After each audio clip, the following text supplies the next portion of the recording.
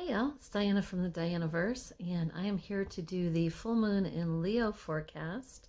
If you like these videos, please remember to subscribe and share with other people who might want to hear about the astrology. And I want to say happy birthday to Aquariuses this month. Our full moon is going to be on Sunday, that's tomorrow, the 5th, 10:27 a.m. Pacific Standard Time, that's where I'm at. And it's going to be 15, the very end of 15 degrees, almost 16 degrees. And I will talk about that in a minute. So the Leo full moon is reflecting the light of the sun in Aquarius back for us. This full moon squares the nodal axis between eclipses in Taurus and Scorpio. So it's creating some tension between all the fixed signs. It's midway between the cardinal equinoxes and the solstice, and this is also the time of Imbolc in Celtic and Irish Scottish traditions. And also we just had the Asian New Year, so there's a lot going on at this liminal time, change of seasons. You've got the Cailleach handing off the flame to the Bridget for things to start growing, even though it's still winter. Things are starting to kind of wake up in the surface of the soil, and if you go outside you can find things that are starting to have little sprouts maybe, or if it's really still cold where you are, you might find just the little leaf buds that are already on the tree ready to burst open. And so this is a time ruled by air. Aquarius is air. We have a lot of chilly air. There's a lot of humidity in the air. You might have storms, or you might have snow where you are, right? That's an Aquarius thing. We were the furthest away from the sun. So we're the furthest away in Aquarius from that Leo sun that's at the height of the summer, at the end of summer. And there is a dynamic tension between these two opposite qualities of fire and air. And yet they are connected, right? They turn into each other like the yin and yang. So they are related, and they do follow and work with each other. So like I said, Aquarius is an air sign. There's a lot of things about planning, about thinking. It's a long-term sign. So you've probably heard that Aquarius is the futuristic sign, the sign of technology, that sort of thing. We make our plans, but at the same time, you want to ground that into your heart. You want to reach for that opposite quality of Leo that grounds whatever we're doing into our heart, because technology in and of itself can be cold, but if it's being in service to the greater good, it retains that quality of heart to it. We want to take care of our nervous system. Aquarius rules the nervous system, reduce our stress. And with the Leo side of that, with the Leo moon, physically that affects the heart and the back. So you want to get exercise.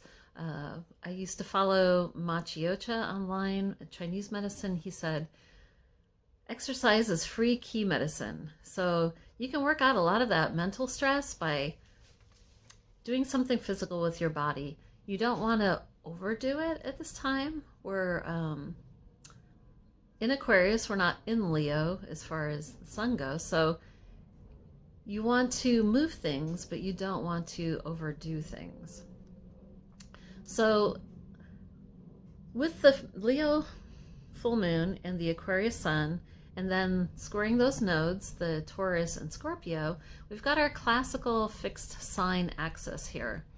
This is the thing they were talking about in Revelations. If you're tuned into the Bible, the bull and the lion and the person and the eagle, they're talking about astrology. It's the fixed signs. Also the Wheel of Fortune, when you're looking at tarot, you've got the wheel and you've got those 4 signs there, and the person who is fortunate is the one who is centered in the middle between the dynamic tension of all these things. In a way, it's a cross, right? They're crossing each other on two separate axes, and you want to hold all that dynamic tension, and yet you want to create something. Like Leo is a creative sign. You want to get into your building of things, and the Aquarius is planning, and your Taurus kind of grounds that in, and the Scorpio lets go of whatever is not needed anymore.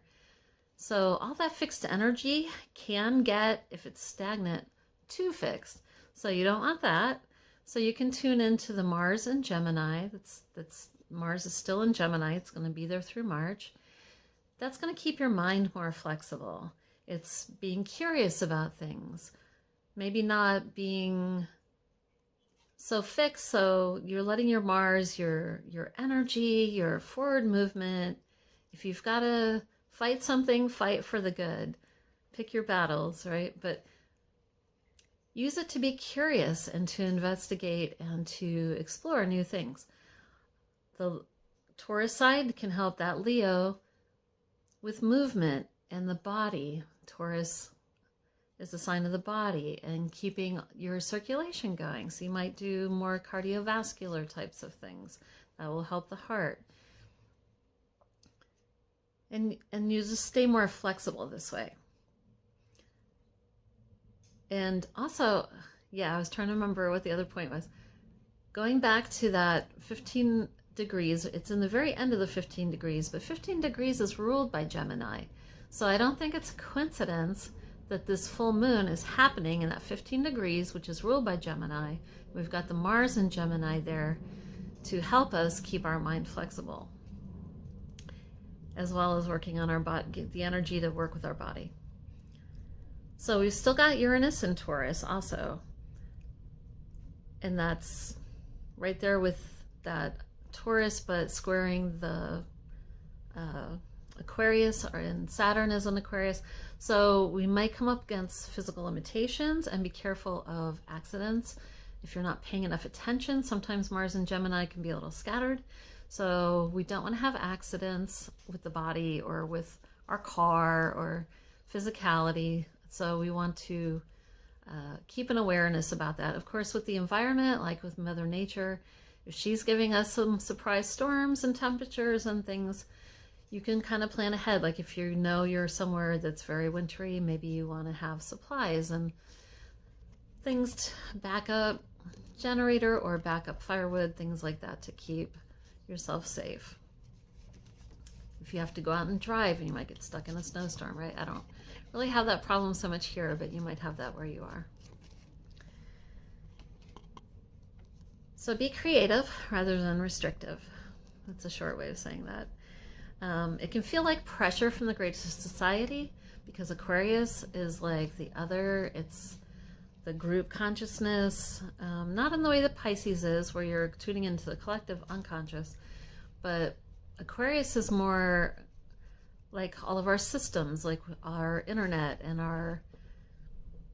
the plans, legislation being done, things like that. And that can feel oppressive sometimes to the individual, the Leo side, where we don't feel like we have control over things. But if you can work on your own little corner of the world in a way that adds a positive spin to the whole, you can kind of ground yourself and feel a little better about all that.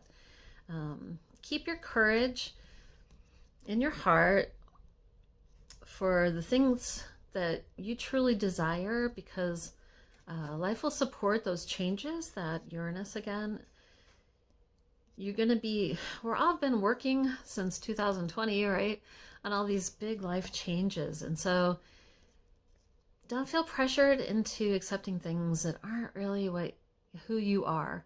You want to have the courage to stay with the things that you really want to make happen in your life, and there's a good chance that you can see that through.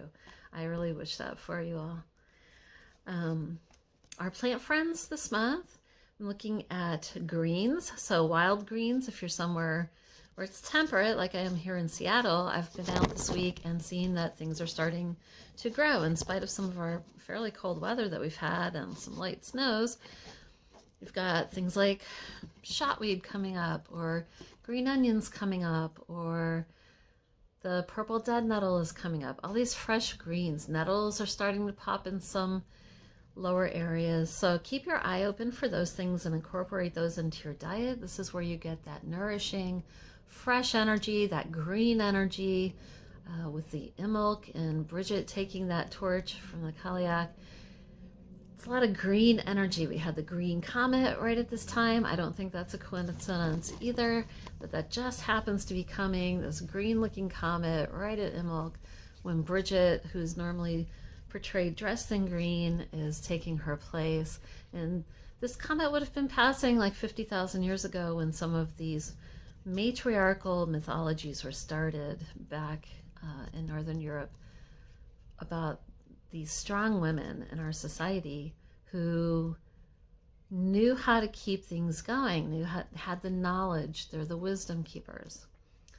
Also the keepers of the well. The ancient Celtic, or in Ireland, the myth of the Maiden of the Well was someone who protected and was connected to those forces of life, like flowing water.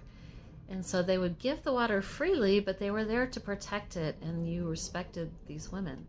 And so I think it's only fitting that a green comet is passing right now when we are at this liminal time.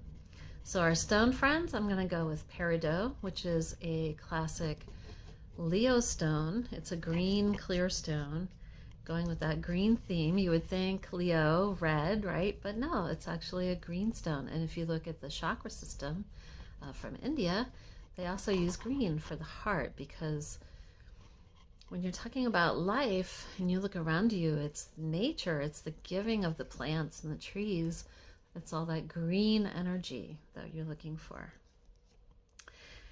Something I was wanting to bring up was I had an idea to start a study group on astrological signs. In between these forecasts that I do every 2 weeks on the new moon and the full moon, I thought about having a little study group once a month, maybe twice a month, it depends what people are interested in, where we bring up particular astrological, could be astrological cycles, it could be things like the houses or the different signs, just different topics that we could bring up and talk about and learn about together.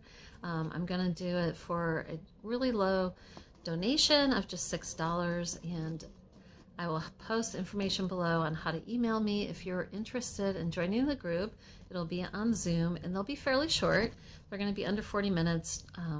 I will bring up a topic, we'll talk about it I'll talk about the topic I pick for 20 minutes to do a little bit of instructional thing, and then we'll all talk about it together and get insights and impressions on that so that it'll be interactive. You can join in, and I'll list that down below.